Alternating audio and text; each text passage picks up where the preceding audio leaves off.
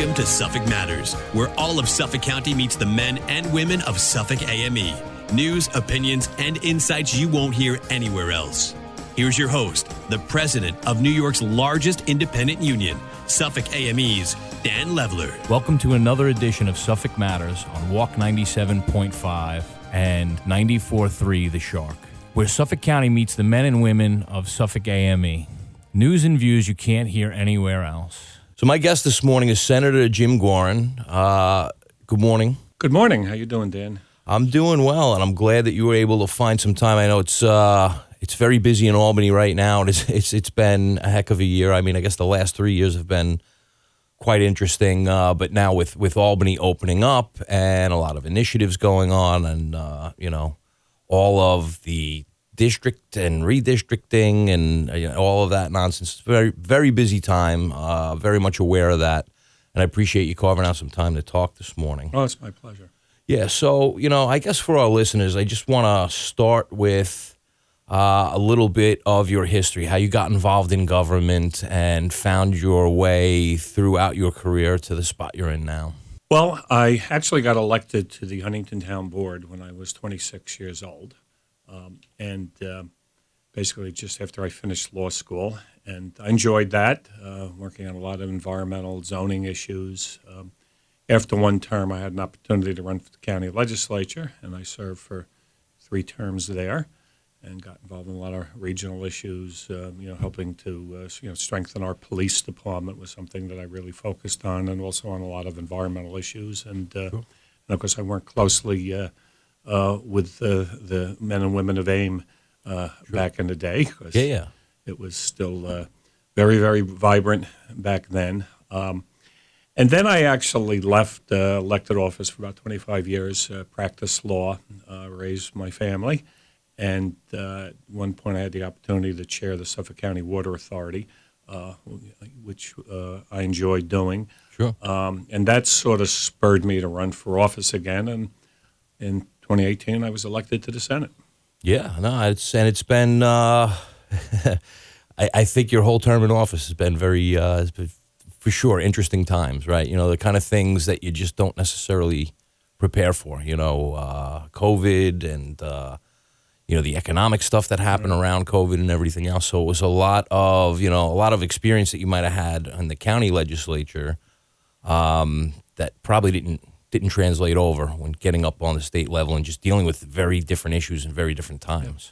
I mean, the process was different, and having knowledge of local government was helpful to me because Majority Leader Stuart Cousins gave me the chair of the local government committee, which oversaw towns, villages, and counties. But one of the things I don't think I was prepared for is the different legislation and issues that we have had to deal with and continue to deal with because of tragedies. Obviously, the real tragedy of gun violence and many laws that we've passed to try to make sure we're passing laws that are trying to get guns out of the hands of the people who shouldn't have them. And issues of DWI and boating accidents. And I've worked closely with families, who have gone through tragedies, and rather than, just, trying to, do something, that they might want to do, otherwise have decided that they want to devote a lot of their times, and in fact, some people their lives, to trying to pass laws to make it better so that, somebody else's child or spouse is not going to face the same thing. And that was gut-wrenching, and continues to be gut-wrenching, but it's also, rewarding because we have been able to pass some laws, to help folks. We passed significant legislation dealing with limousine safety with some of the tragedies, we've had here on the island and around the state. And that was only done because a group of families just pushed the legislature to make sure it got done. Sure, and I mean, boating safety, that was another big issue, and a lot to be done there, and progress being made, which is great. Throughout the course of a session, there are going to be those issues like that, and then there are going to be these larger initiatives that are, maybe not a particular family specific or a tragedy specific, but trying to get into best practices and policies and whatever else. But, this year's session is kind of, I don't even want to say winding down because it feels like it's ramping up because, we're coming towards the final days and trying to get everything done. But are there particular initiatives that you're working on or other things that you think we should know about that we should keep an eye on, closing out this year's session? Well, one of the issues we're trying to deal with is economic development. And the governor has proposed $350 billion for Long Island as additional money for a lot of the economic development money that we are already receiving. So we're very grateful to Governor Hochul for that. And now we're trying to figure out how we can best apply that money to regional projects and some local community projects to help spur economic development. Tied into that also is legislation I am carrying to try to get 1,000 more VLT machines at Jake's Casino. Now, I'm not a big fan of gambling. Right. We have put in place in the law various procedures and even requiring facilities to have their own technology to help deal with problem gamblers because it can, it is a tragedy in many cases. But be that as it may, it exists in this state. It exists across this country. This would provide tens of millions of dollars more that would go directly to public education in the state and approximately maybe $10 million more a year to Suffolk County. The county executive has been talking about using it for economic development, some of it, and for perhaps a convention center, but it would be just $10 million more that would go into the coffers of the county. That's $10 million that the taxpayers don't have to pay when they pay their property taxes. Sure. And when you talk about these VLTs, just gambling in general, it reminds me of things like alcohol, right? There are folks who have, struggled in dealing with alcoholism, throughout their lives. It's affected their families, the whole nine. We know those stories. We probably all know someone who's dealt with that. And then we know plenty of people who don't. And, so in that same way, when we talk about something like gambling, some folks go to have fun, other folks have problems. So I think it's a great component to the bill to really track and try and help identify those folks that need help and still allow, this fun pastime to exist and help generate revenue. It's why sometimes these things aren't always so cut and dry. Absolutely. I mean, gambling is an addiction, such as alcoholism and drug addiction. It is an addiction and has to be controlled. And across the board, we're putting a lot more money into trying to get programs established at the local level to help with all these addictions. Sure. Yeah. But, generally speaking, I think the idea of having this tax revenue, alleviated by having revenue come in through these the VLTs, I think, that's common sense government in a sense. Like people want to see their bills go down in a way, and folks that are going to go gamble understand that there's going to be part of their winnings are going to go back into the coffers and help fund initiatives. And by the way, there's all sorts of ways to do it other than this, including online. Yeah. So this is also an issue of trying to keep the revenues here at home. I guess during COVID we saw all sorts of things change economically, and one of the things just continuing on with something like Jake's 58 and the lottery terminals. There was a period of time where people couldn't go at all, right? And so all of that revenue wasn't there. Now there's this new agreement in place. The county is generating revenue out of Jake's 58 a little bit better. These terminals would add to that, as you said. But do you have any idea where we are in terms of what revenue's been generated from Jake's 58 and what they were targeting versus what the actuals are? I don't know the exact revenues. What I do know is that they went into bankruptcy for a while and they were not providing any money to the county or to the state, which was quite frankly very disappointing. And that also had to do sort of with the trend as it related to horse racing. Horse racing is not the active sport that it was years and years ago, right. But in recent years they have come out of bankruptcy, and they're very vibrant. And now the county and the state are getting millions and millions of dollars. Sure. Yeah. So, well, another initiative I know you've worked on, and maybe you can update us as to where we are with this, but, expanding on shared services. So just as a concept, first of all, what is shared services as it relates to local governments? And then, what expansions would look like, how this process could be improved. Right. Well, you know what? On Long Island in this state, we have lots of different levels of local government. And people like their local governments. They like their villages. They like their towns. They like their special districts. They like their school districts. But there is an issue in that we've got so many different municipal entities. Are there ways that people can cooperate to try to save money?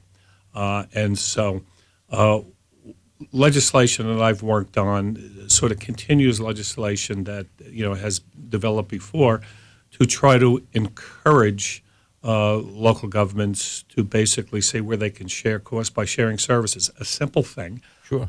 Is a public bid. When I chaired the Suffolk County Water Authority, you had to put everything out to public bid, in terms of supplies and a whole variety of things. And sometimes you would realize that when, the bid comes back, it's, wow, that's like twice what we estimated. Right. But, there may be a community elsewhere that just put out a public bid for half that price. Right. So this gives you not only the ability to cooperate on issues like that, but also to share information and then save costs. And in many cases, municipalities can share their costs. We have in Nassau County, some of the incorporated villages on the North Shore had one police force, and then they divided into individual police forces. And then now what they're doing is 6 of them are coming back together through a consolidation agreement, which will, actually, significantly save the taxpayers' money, and that's a good thing. Sure. And I think of, when I try to explain to people the concept of shared services, I mean, there are so many different ways to talk about it, but something as simple as procuring a vehicle, so your town, you need a truck. Right. Well, the county may need 50 trucks, and I'm talking big, heavy-duty trucks. And there may be a smattering, across the island of different entities that also, again, if everybody pools their resources and says, okay, the grand amount of trucks that we need are X, your buying power is better, and you're going to get a better deal because they're going to be able to sell a bunch of trucks instead of a truck.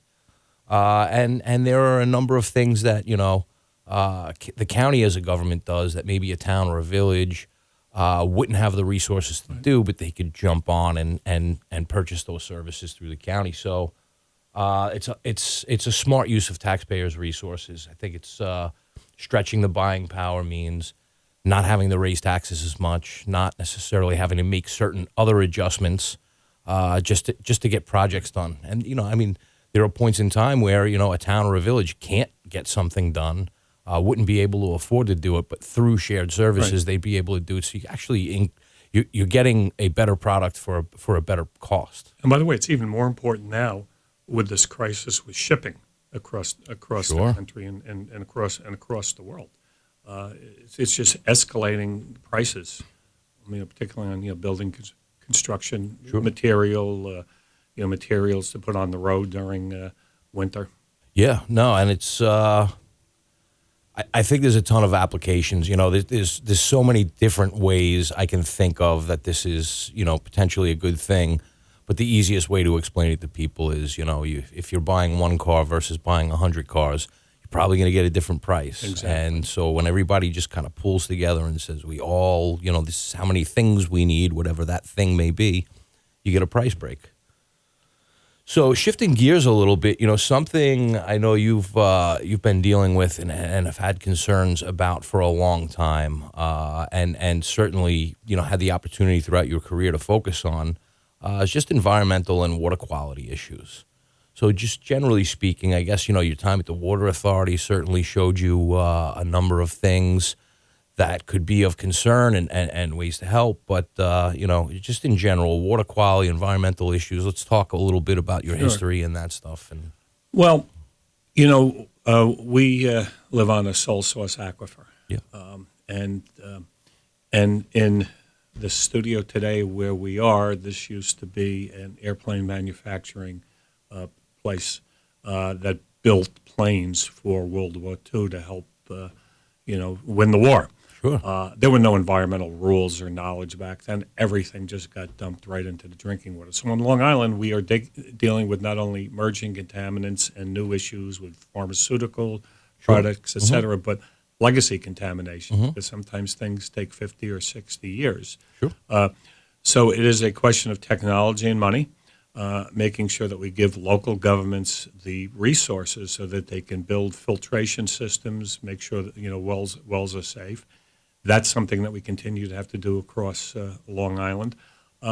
Protecting our ocean and the Long Island Sound, which is the area that I represent, putting in simple water filtration systems that also help deal with flooding and storm resiliency. Sure. So we can try to take nitrates and other pollutants that come off the roads and the lawns out of our water that for fishing and swimming, which affects tourism and everybody's property values. So, Sure. And of course, we've got the larger global issues of climate change, and we're dramatically moving towards getting away from fossil fuels and having a grid that's made up of renewable energy.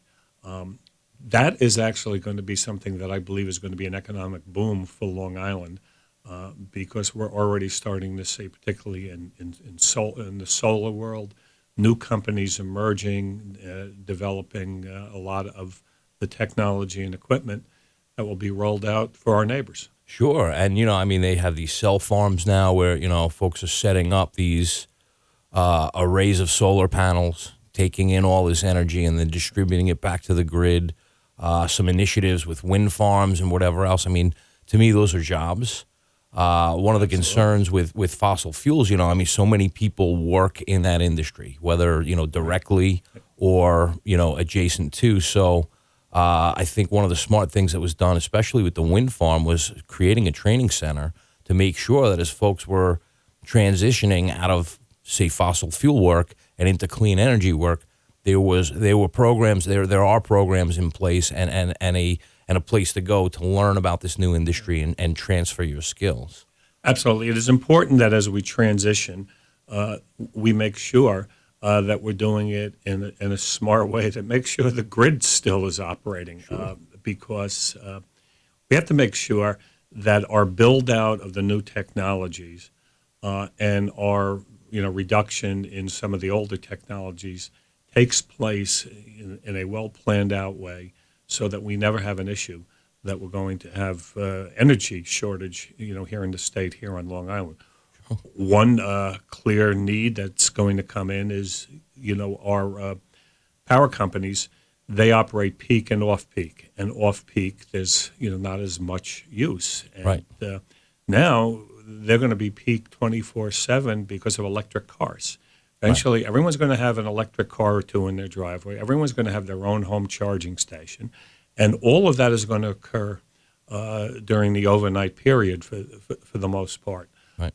So we've got to make sure that we're building what we need, we transition, and yes, we have to make sure that the great men and women who are providing these services now are trained and skilled to transfer over to this new technology. Sure. And you mentioned before, the climate change, generally speaking, and when you talk about this build out, things have to be designed in a way to accommodate for what the future ecology is going to look like, right? So if we all agree that we're going to make this shift and we're going to move away from fossil fuels and we're going to do things in a more sustainable manner, we still have to build out with the assumption that not everybody's going to do that, and there may be some changes, right? This is the whole problem with climate change. Everybody's saying, we're living on an island. The elevation is not particularly much higher in the grand scheme of things than the actual ocean. changes in the overall elevation of the ocean means changes for Long Island, and that has to be considered in the design process. I just bring up that technicality just to put it out, for the folks listening to us today. There's always more to these conversations than we can really get to when you really get into the weeds. These pieces of legislation, these initiatives to try and move big things together to benefit us all. There are just so many facets and moving pieces with all of that. So, and these 100-year storms are no longer 100-year storms. No, they're coming every year or every other year. Right. And they sometimes involve the whole island. Sometimes it's just some sort of crazy burst of wind and energy that just comes through and devastates a couple of hundred homes. Sure. Sort of almost like tornadoes that they deal with in the Midwest. Mm-hmm. And we're clearly not prepared for that. Nobody's anticipated that this is going to happen over and over and over again. So that's part of what the state is doing to push to get prepared for that. Yeah, it reminds me of COVID, right? So when we initially came into the COVID days and we realized that folks were going to have to socially distance, well, buildings weren't designed that way, right? Nobody thought that we were going to have a period of time where everybody had to stay apart from each other. So there was a lot of logistic things that we had to do in the county, on the state level. There were a lot of things that had to be figured out because things were built for the realities of the foreseeable world. And then things changed, right? So in that same way, I think... and we've got to, prepare for the possibility, unfortunately, that something like that, may happen again. And of course, and we also saw that during COVID, there were, two groups of people. There were groups of people who were able to work from home, remote, some private sector, some public sector. But there were also a lot of people that were not able, whether you're in the supermarket or you're operating the Long Island Railroad or the men and women that are out on the line and working for Suffolk County, sure. And obviously our brave police officers, emergency management folks. There are people that suffered during this, people who died, and so we've got to figure out a better way that when this happens again, we are better prepared as government to deal with it. Sure. And as much as you could take from the lessons of the past, right? 1919, the flu outbreak that occurred, records weren't necessarily awesome. At one point in time, it turned out that there was some basic scientific principles that were flawed about particle size and what was considered aerosol and not, and how that then impacted how close people could be from each other and whatever else. So, hopefully we are well documenting what things were like here and preparing for future events. Everybody was trying to fix the plane while it was flying. Yeah. That was the issue here. We didn't have a vaccine, and then all of a sudden we had a vaccine. A lot of people thought, well, now you get the vaccine and you're going to be fine. Then we found out that wasn't the case, although we obviously know that if you do have the vaccine, it's going to give you the ability probably to survive and not have severe illness. So, again, switching gears, something that was important to us in AME and maybe not so obvious, one of the points at least not so obvious, emergency services, fire services, stuff like that, and two bills that we had worked on along with yourself and many of your colleagues. Senator Brooks in particular. Sure. But, first and foremost, having our 911 call center operators and dispatchers recognized as first responders across the state. And last year that was done and signed into law. And that was huge as a component to this whole thing. And it was for not just our members, but everyone in the state of New York that worked this type of job was just acknowledged as a first responder. I mean, it just amazed me when I found out that they weren't, these folks were not treated as first responders. Right. I mean, that's the beginning of the system. If you don't have a 911, you have chaos. Right. Yeah. And, that ultimately that was the winning argument. Anyone that I spoke to, yourself included, I said, listen, don't take my word for any of this.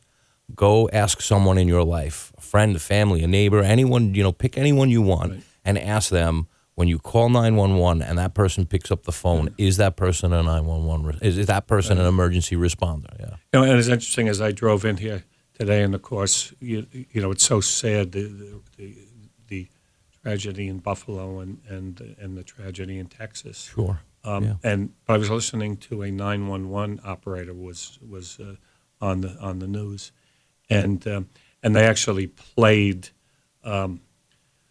her dialogue with somebody, you know, some young kid who had a gun and was ready to shoot everybody up, and it was amazing hearing how she was able to talk to a stranger and backed him off, and then got police and emergency personnel there, and averted a tragedy. Sure. You know, so these 911 operators are really unsung heroes. Yeah, and you know, I mean, stuff like that happens every day. Yep. There isn't a single person that I deal with that's in this line of work that couldn't tell you 10 stories that personally happened to them that would just, you know, amaze you. And sometimes things end up in the newspaper, sometimes they don't. But these are amazing stories of great things that have happened because these folks decided that rather than doing something else with their life, they wanted to do this.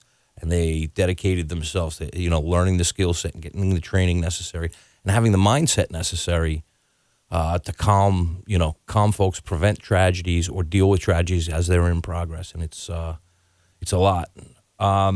So, you know, another thing that we were working on that was important to us and maybe not so obvious at first was trying to get the balanced billing is something that Senator Brooks was working on and we wanted to get behind. So it's balanced billing for ambulatory services. So if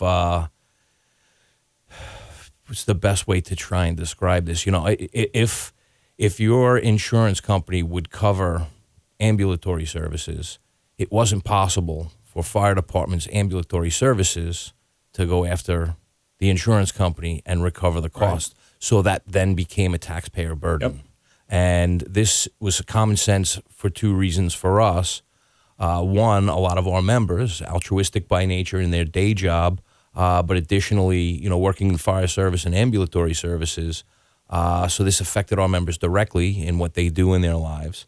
And additionally, all of my members are taxpayers. So any way we can reduce costs and, you know, again, you know, insurance companies like to make money, but if they, you know, with this simple rule change, it shifted the tax burden off of the taxpayer and back onto the insurance companies where it belonged. I mean, I've spoken to all the fire companies and you know, the volunteer services that are going to use this, because not all of them are going to, but I think you know, most of them probably will when they see the money that comes in.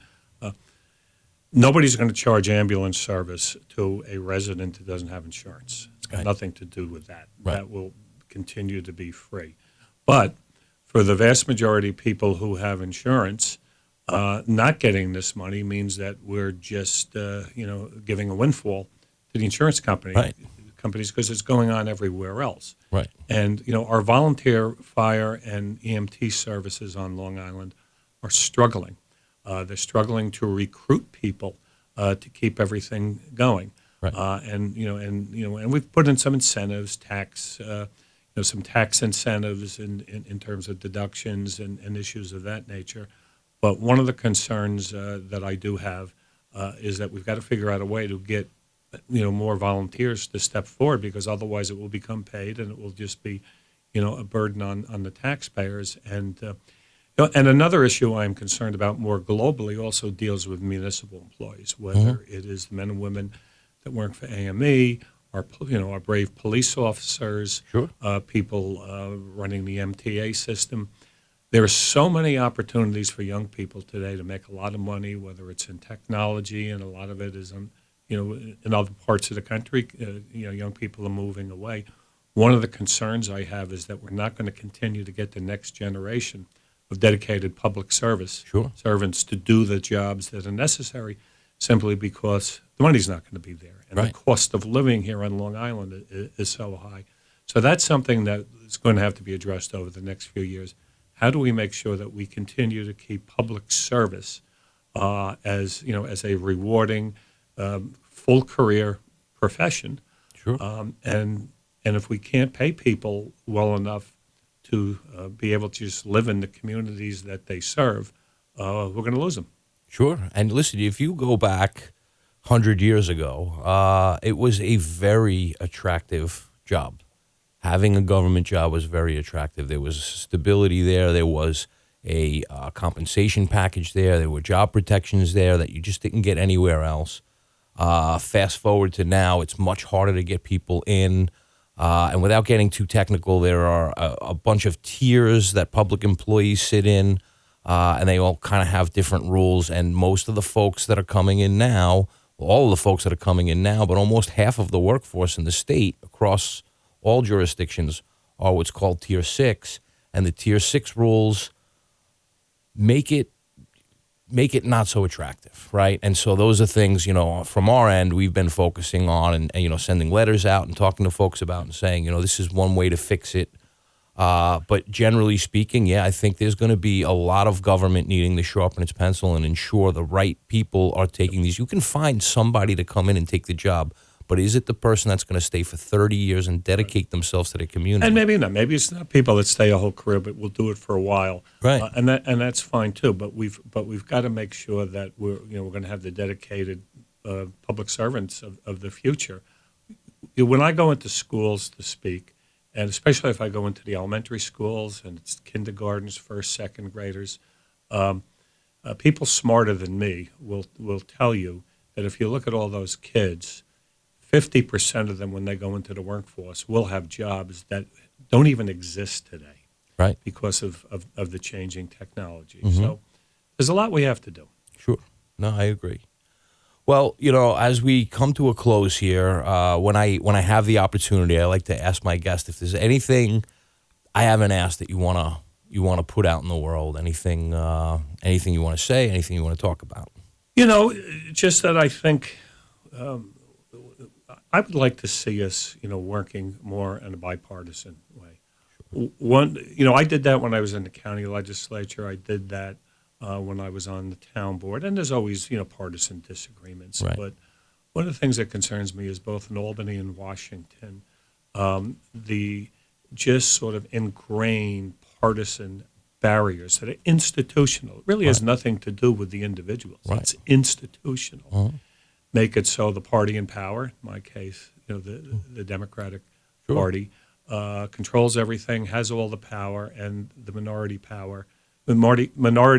party just seems to spend most of its time, just sniping at the agenda of the majority party.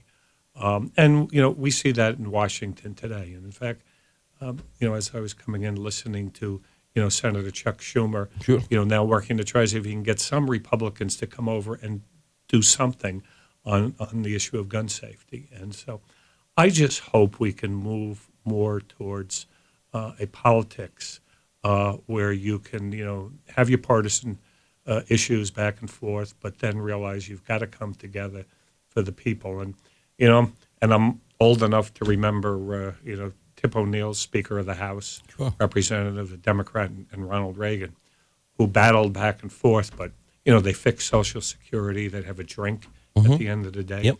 We need more of that. Yeah, no, I agree. And you know what? I think most folks in this country are expecting, regardless of what party you're with, that you do the work of the people, right? And that means working with the other side. I understand there's going to be philosophical disagreements, but on the core issues, at the end of the day, this is about people and serving people. And so coming together and resolving those differences to get the work done, I think, is very important. It's critical. Sure. So my guest this morning is Jim Gaughran. And Jim, thank you so much for joining us. Thank you, Dan. Enjoyed it. Yeah, no, I appreciate you again. I know how busy a time this is for you right now, so I really appreciate you carving out the time. And to our listeners, we'll speak to you next week.